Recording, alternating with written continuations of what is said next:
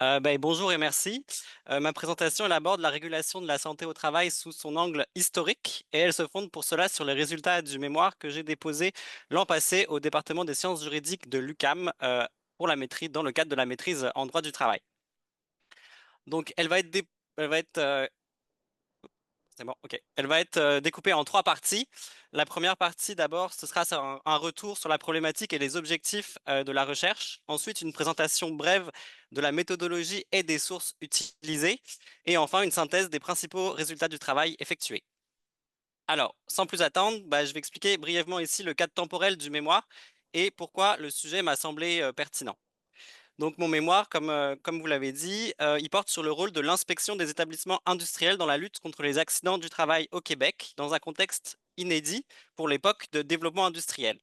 Cette période, elle est charnière pour la naissance du droit du travail, hein. Pour citer par exemple ici John A. Dickinson dans un texte de 86 qui me semble encore assez pertinent, c'est entre 1894 et 1914 que les législateurs canadiens et québécois commencent enfin à prendre conscience des problèmes engendrés par l'industrialisation et à établir un système législatif capable d'encadrer la croissance industrielle. L'acte des manufactures de 1885, il est considéré dans la littérature scientifique comme la première tentative d'intervention du législateur dans les milieux du travail, avec la nomination des premiers inspecteurs chargés d'en assurer l'application en 1888.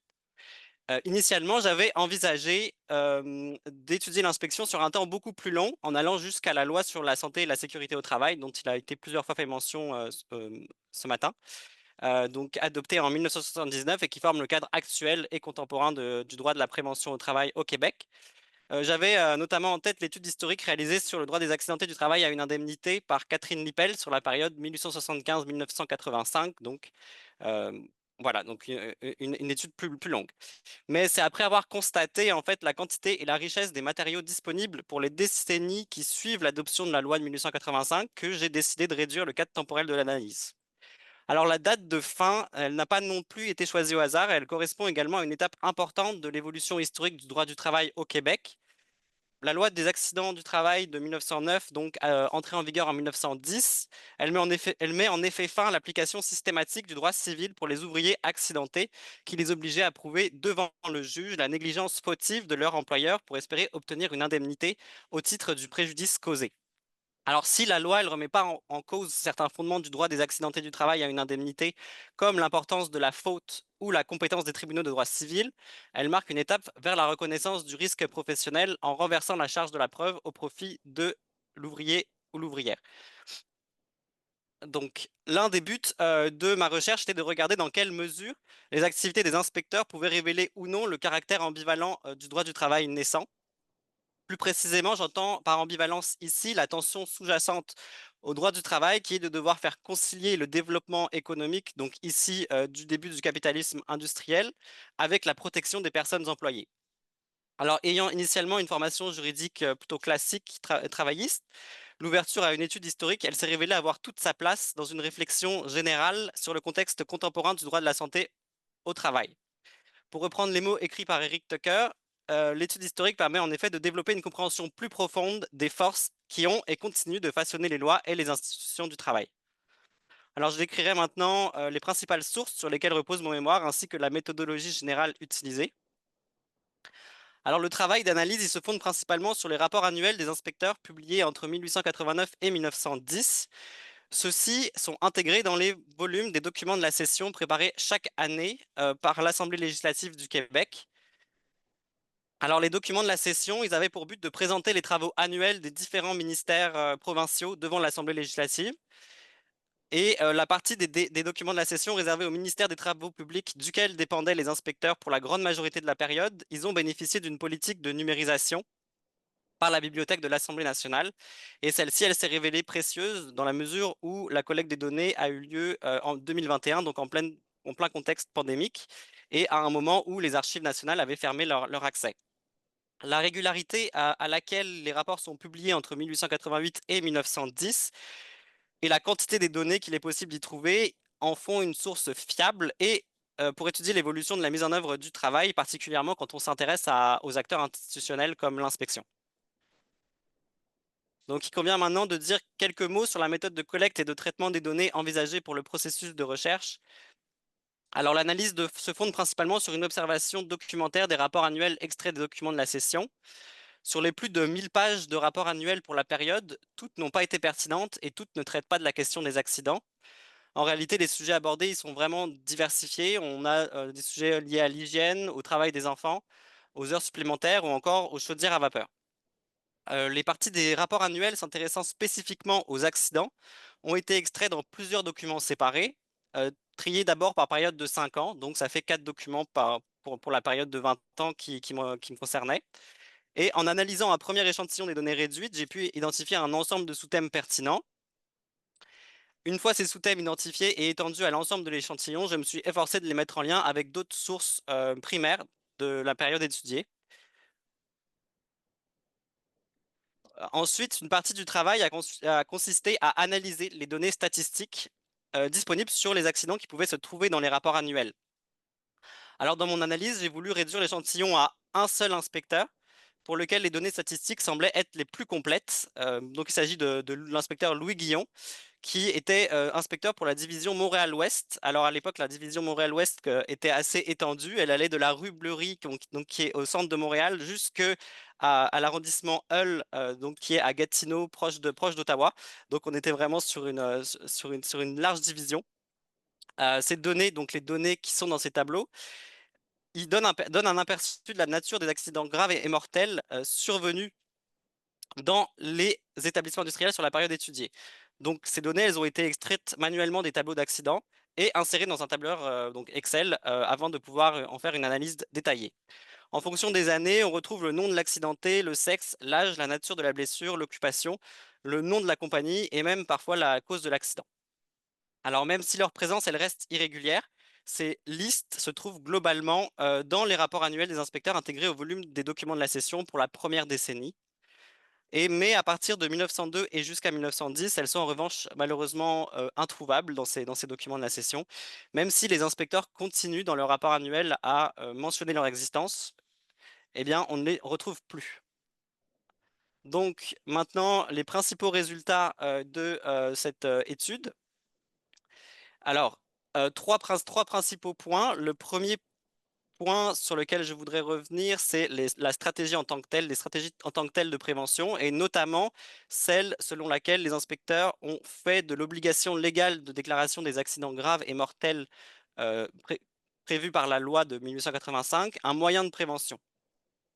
Deuxième point, la manière dans laquelle les inspecteurs se sont heurtés à une augmentation de leur charge de travail, rendant difficile l'exercice de leur activité de prévention.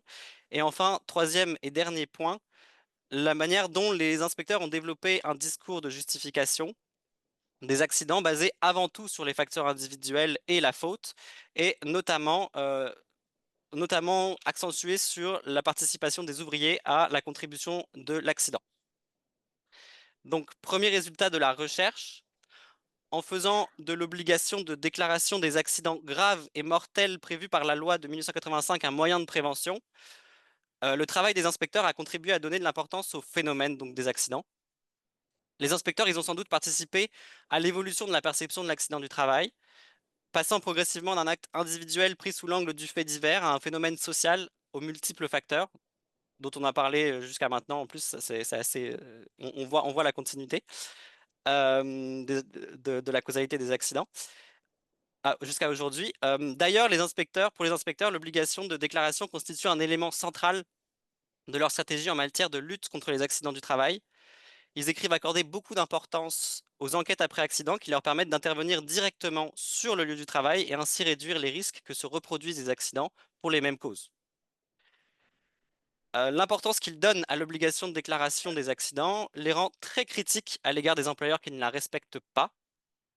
Ils se plaignent ainsi à de nombreuses reprises du phénomène de la sous-déclaration des accidents, dont il est malheureusement difficile en tant que chercheur, d'estimer la dimension réelle au cours de la période 1985-1910. Donc là encore, on voit que les enjeux de sous-déclaration il y a encore une continuité dans le temps, ça- et c'est intéressant aussi.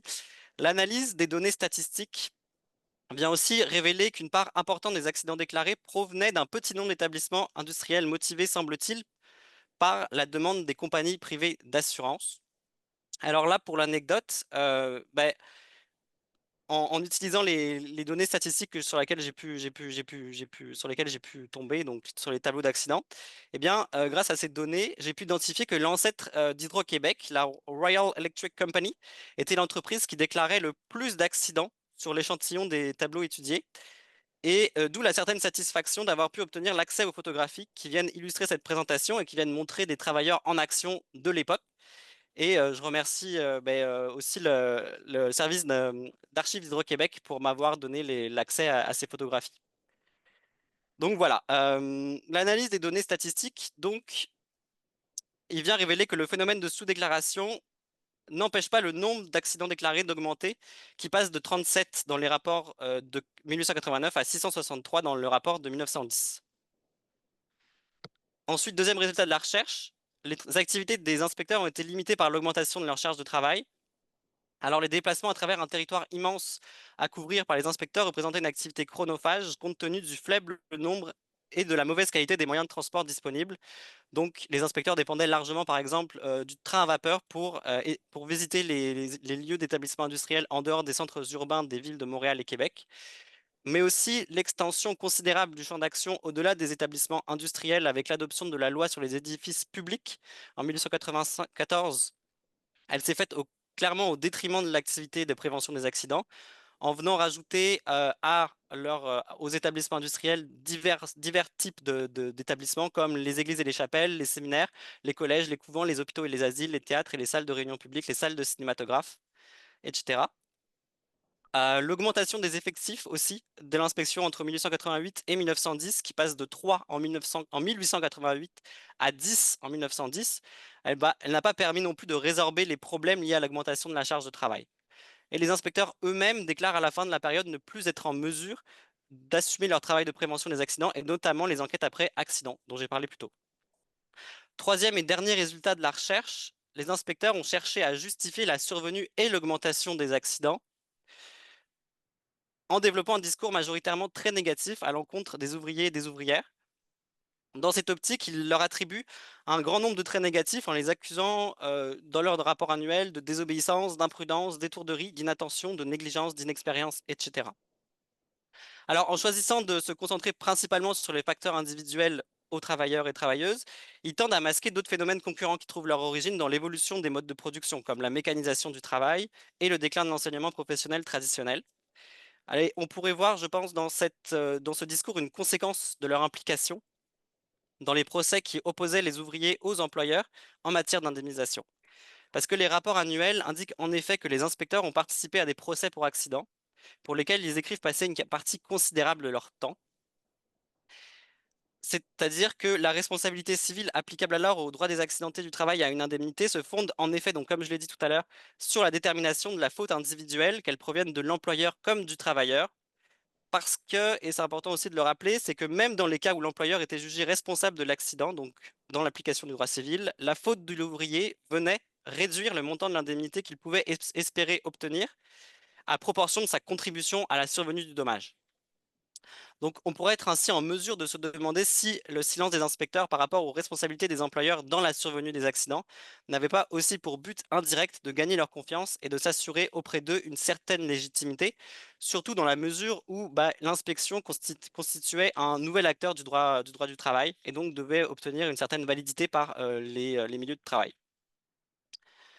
Donc, pour terminer, maintenant, je dirais simplement que, pour finir, que bien que limités dans leurs activités par l'augmentation de la charge de travail, les inspecteurs ont malgré tout tenté d'agir sur les causes des accidents, notamment par le biais de l'obligation de déclaration des accidents graves et mortels. Néanmoins, reconnaître ce rôle ne doit pas conduire à dissimuler certains éléments de leur discours, notamment sur la question de la causalité des accidents dont les ouvriers ont pu être les victimes. Les inspecteurs, ils se sont trouvés pris entre leur volonté, semble-t-il, sincère de soutenir et aider la famille ouvrière. Donc l'expression est utilisée par l'inspecteur Louis Guillon en 1899 dans son rapport annuel, et leur volonté de ne pas nuire aux impératifs économiques du développement industriel. Et il est donc difficile de ne pas être tenté de conclure en affirmant que les stratégies des inspecteurs des établissements industriels en matière de lutte contre les accidents révèlent bien le caractère ambivalent du droit du travail naissant pour le Québec. Voilà, donc je vous remercie pour votre attention et je suis maintenant prêt à discuter et à recevoir vos commentaires.